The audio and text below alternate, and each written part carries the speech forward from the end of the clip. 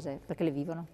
Allora, abbiamo detto, visti gli ospedali, eccetera, c'è tutto il resto delle problematiche. Una questione molto grossa, sentitissima dai cittadini, è quella delle case di riposo. Per anziani non autosufficienti, molti anche ci dicono, sì, anche autosufficienti, che non riescono ad accedere a queste strutture, che è un altro problema, perché magari non vogliono più stare nelle proprie abitazioni di 400 metri quadri, non riescono neanche più a mantenerle, vorrebbero avere una residenza idonea. Se i sindacati si presentassero con l'energia della signora in studio, secondo me siamo sulla buona strada per un cambiamento. Grazie. Bene, riconoscono la parvietà.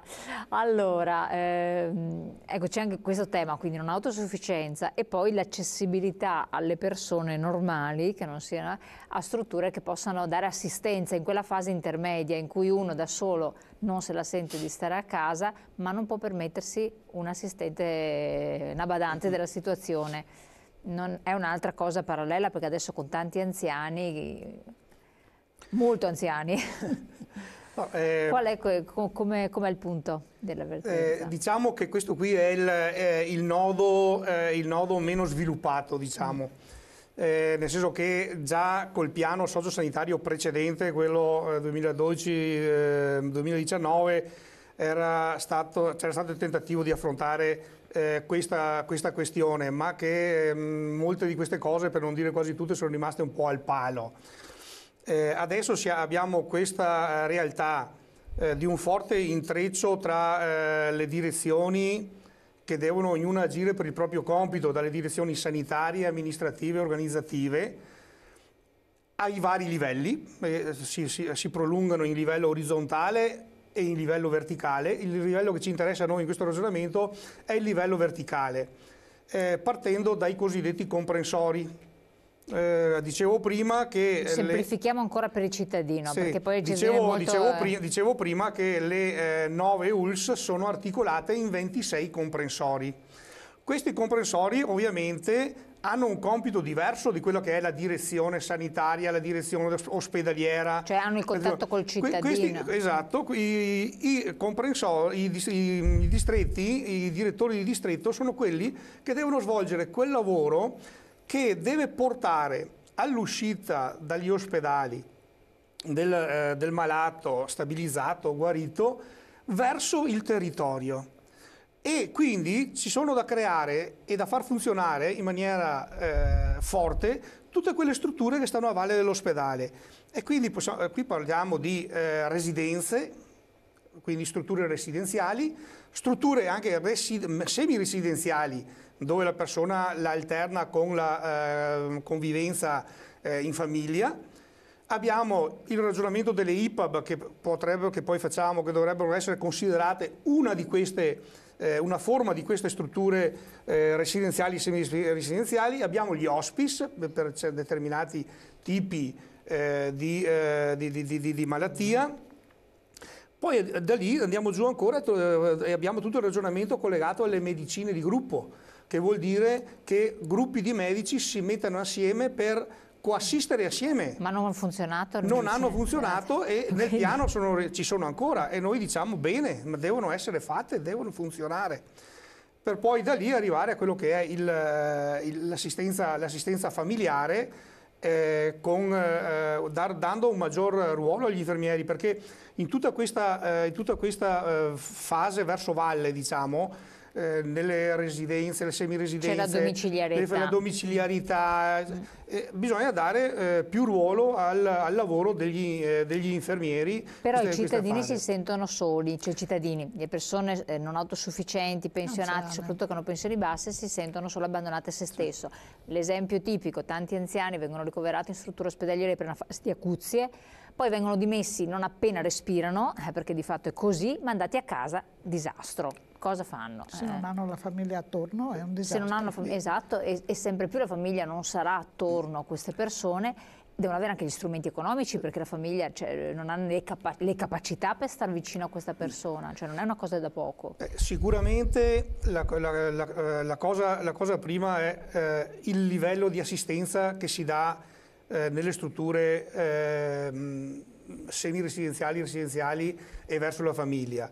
il tipo di assistenza deve tener conto del fatto che la stragrande maggioranza di questi ammalati sono dei ammalati cronici se non pluricronici. Esatto, quindi hanno bisogno di una continuità. Esatto, c'è bisogno di una continuità che arrivi dall'ospedale fino a casa.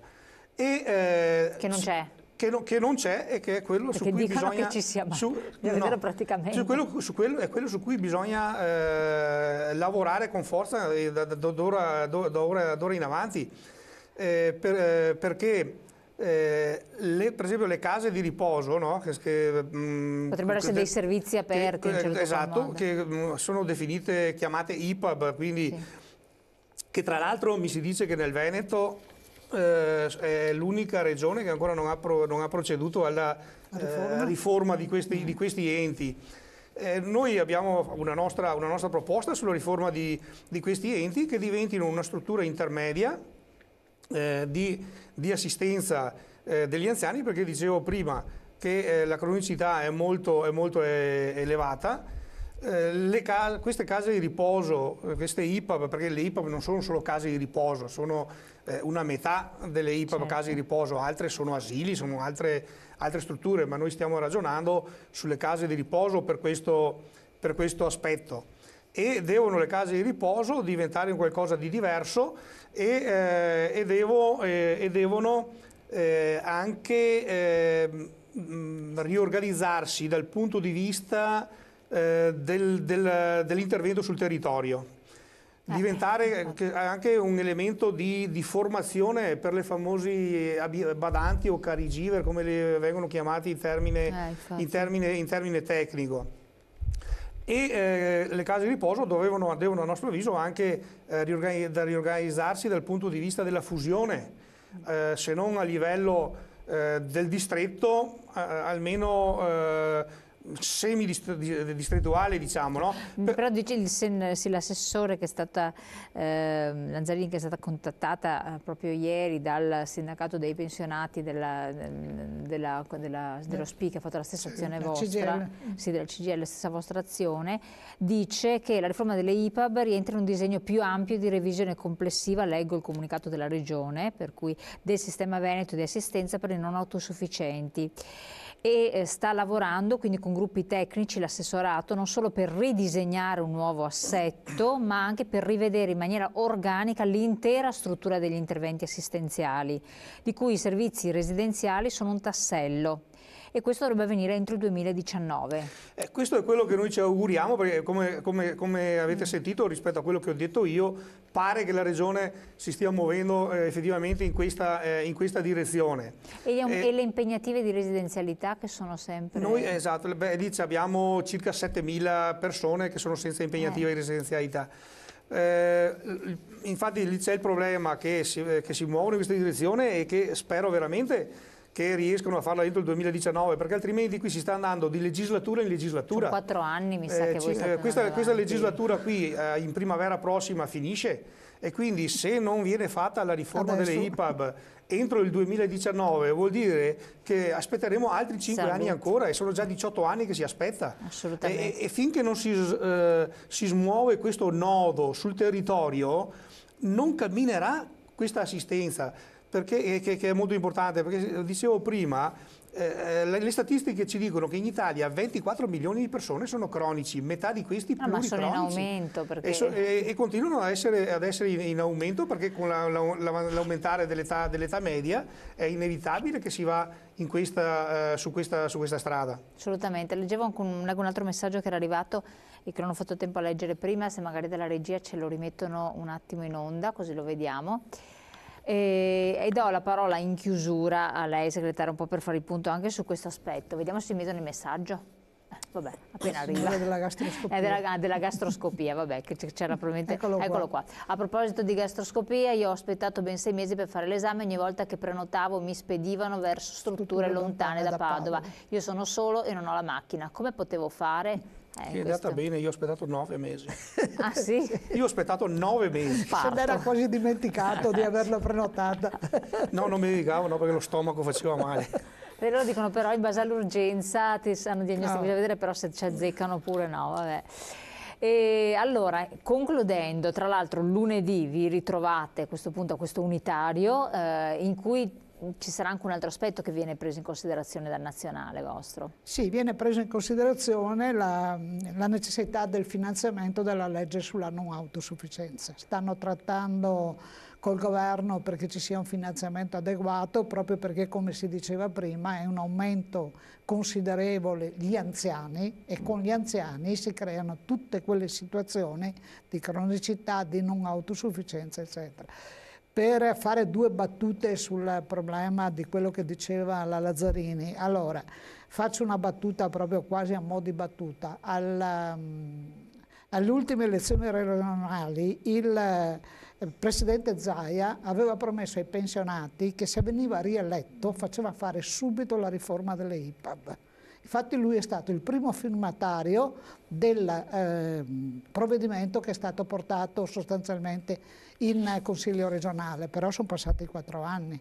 Allora non bastano le firme e le promesse, perché a ogni incontro che si fa in regione dicono stiamo lavorando, i tecnici stiano lavorando, avremo la riforma. Noi abbiamo 2 problemi per gli anziani consistenti. Il primo sono i posti e sì, quindi il secondo sono i prezzi. Perché la mancata riforma delle IPAB in Veneto, cosa che invece è diversa in Lombardia e in Emilia-Romagna, che la riforma l'hanno fatta, che cosa ha portato? A un proliferare delle case di riposo private, convenzionate ma private, sì, e a un aumento enorme dei costi. Quindi noi abbiamo situazioni dove i costi o si scaricano sulla famiglia o si scaricano sui comuni, perché quando dietro non c'è una famiglia in grado di pagare, si scaricano sui comuni.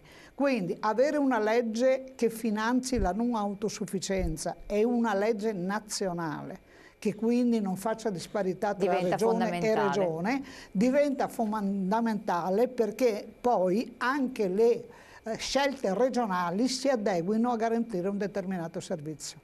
Perfetto, io vi ringrazio, siamo arrivati al termine, a questo punto buon unitario di lunedì che chissà che porti anche dei buoni frutti, a lei buon lavoro, e naturalmente a voi grazie di aver partecipato, di averci seguito, ci vediamo come sempre domani. Grazie. Grazie a voi per averci invitato. Grazie.